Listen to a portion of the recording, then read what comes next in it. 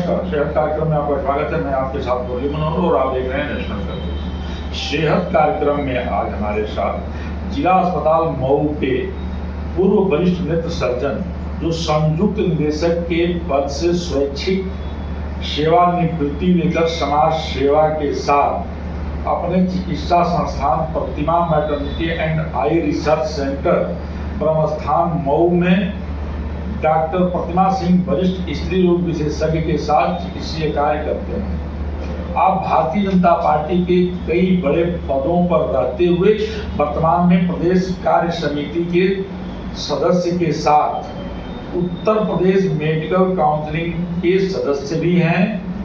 आप मऊ IMA एवं Mau nursing home association के अध्यक्ष के साथ साथ IMA के प्रदेश उपाध्यक्ष भी रहे हैं।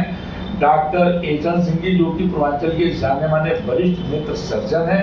आज आपसे बातचीत होगा मोतियाबिंद को लेकर के। मोतियाबिंद क्या है, क्यों होता है, कितने उम्र में होता है, इसका प्रारंभिक रोकथाम क्या है और हमें इसके लिए क्या सावधानियां बरतनी चाहिए, इन तमाम चीजों पर जो है डॉक्टर एचन सिंह जी जो वरिष्ठ नेत्र सर्जन है बातचीत करेंगे। जी डॉक्टर साहब, आपका नेशनल सर्विस में बहुत बहुत स्वागत है। मोतियाबिंद क्या है, क्यों होता है, प्रारंभिक लक्षण क्या है, उसके रोकथाम क्या है, इन तमाम बिंदुओं में प्रकाश डालें। धन्यवाद।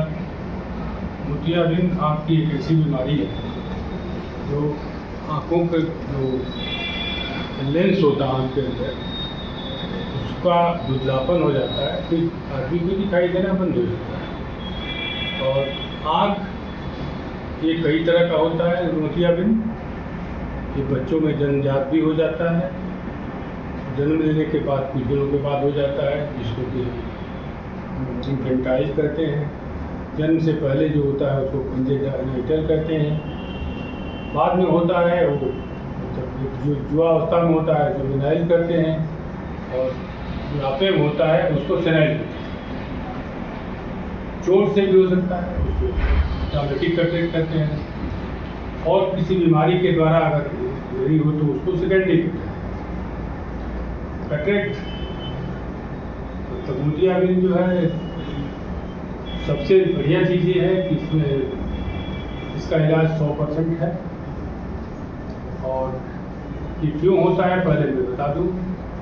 जैसे कि मैंने कहा कि जन्म से नवजात बच्चे को भी हो सकता है। मतलब ये हुआ कि उसको माँ को कोई बीमारी हो, इस तरह की कुछ बीमारियाँ ऐसी होती हैं जैसे कि रूबेला है या इन्फेक्शन डिजीज पहले निमोनिया और होता था उस समय बीमारियाँ, एड्स और इस तरह की बीमारियाँ हैं। इसके बाद और कोई ट्रकोमा बीमारी होती है, ट्रकोमोनियासिस, इस तरह की बीमारी होती है। इसके चलते बच्चों में सेकेंडरी कंजेनाइटल कैटरेक्ट जो जन्म से देते ही पता चला कि उनकी आँखों में मोतियाबिंद है।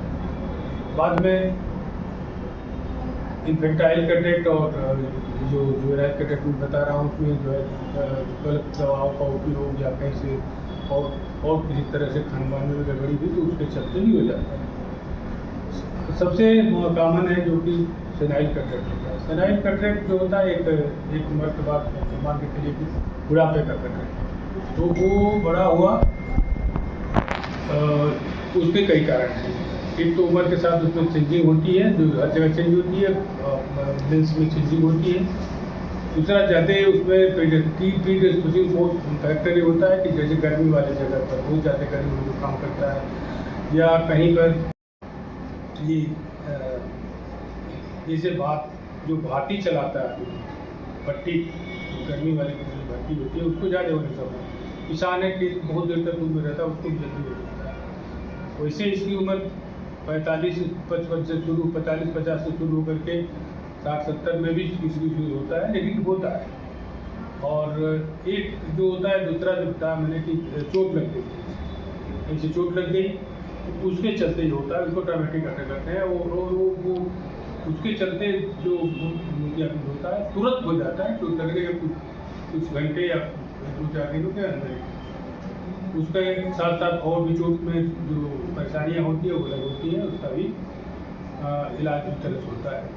इसके अलावा कुछ कॉम्प्लिकेटेड कैटरेक्ट भी हो जाते हैं, जैसे कि हमने बहुत स्टेरॉइड दवाइयाँ खाई और दवाइयाँ खाई और उसके चलते भी हमको कैटरेक्ट हो सकता है। बीमारी कुछ हो गई आंखों में जैसे डायबिटीज हो गया, इसमें चलते भी बीमारियाँ होती हैं। ग्लूकोमा हो गया, उसमें भी होता है।